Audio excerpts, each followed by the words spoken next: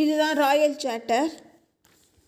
அந்த காலத்தில் Royal charter தோல் சுவடியில் எழுதப்பட்டு சுருள் மாதிரி தான் இருக்கும்.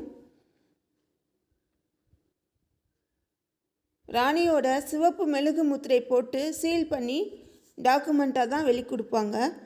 இந்த சீல் உடைஞ்சா ஆர்டர் இன்வேலிட் ஆயிரும். குயின் எலிசபெத் கொடுத்த இந்த சீல்ட் ஆர்டர் தான் ராயல் சார்ட்டர். இதுதான்